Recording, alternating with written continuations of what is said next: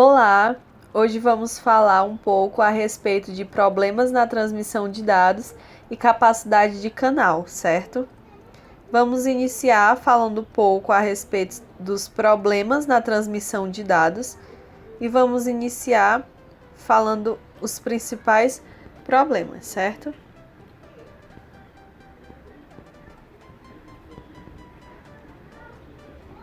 Pois bem, quando recebemos um sinal do receptor, ele pode se diferir no sinal transmitido, certo? No caso do analógico, por exemplo, há uma degradação na qualidade do sinal. No caso do digital, ocorrem erros de bit.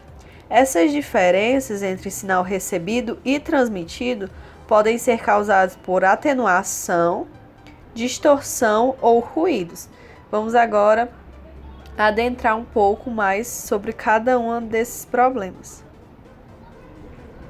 Na atenuação, ocorre uma diminuição da potência do sinal com a distância, por exemplo, a perda de energia por calor ou radiação, e maiores frequências, maiores perdas, né? Quanto mais frequências, mais perdas.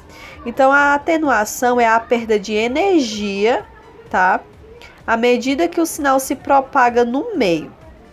Na prática, nenhum recurso de transmissão é capaz de transmitir sinais sem perder parte da energia no processo, certo? Ou seja, a potência de um sinal transmitido, ele sempre vai ocorrer uma atenuação na transmissão, certo?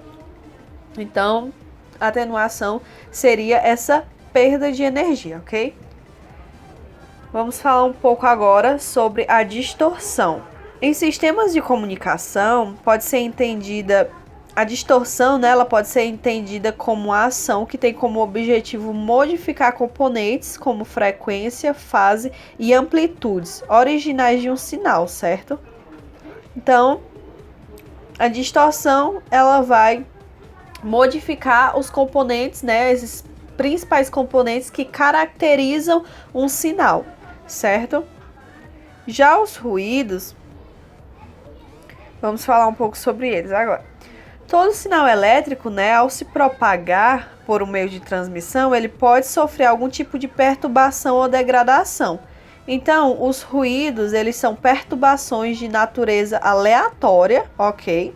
Causadas por agentes externos ao sistema, ok? Então, esses são os principais problemas quando falamos de transmissão de dados. Agora vamos falar um pouco sobre a capacidade de canal, certo? O que seria então a capacidade de canal?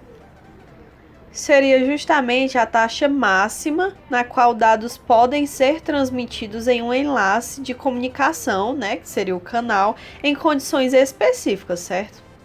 Quando falamos, né, da capacidade de canal, existem alguns conceitos que estão relacionados com ele, que são a taxa de dados, né, que seria a taxa em bits por segundo, né, na qual os dados podem ser comunicados.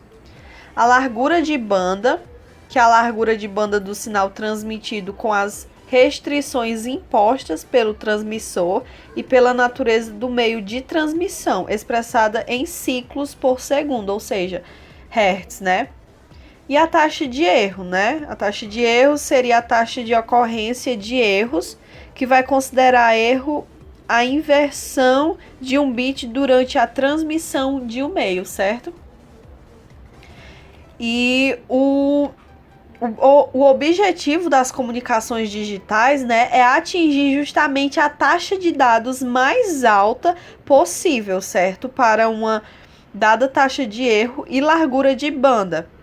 Então, o maior obstáculo para se atingir essa eficiência é justamente o ruído, que já falamos mais acima, né, nos problemas da transmissão, certo?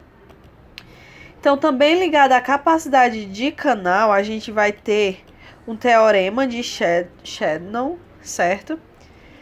Que ele vai determinar a taxa máxima ou limite teórico na qual as informações podem ser transmitidas através de um canal de comunicação, certo? De uma determinada largura de banda, na presença de ruído, né? Então seria justamente colocar essas características, né, esses conceitos que estão atrelados à capacidade do canal realmente na prática, né, neste teorema, no caso. Então, uma coisa muito importante é saber que o teorema já leva em consideração o ruído branco.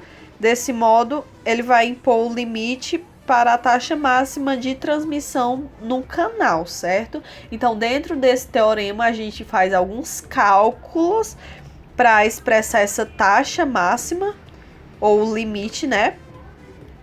Que vai ser decorrente desses cálculos. Então, por hoje é só. Falamos um pouco a respeito de problemas na transmissão de dados e capacidade do canal. Espero que tenham gostado e até a próxima.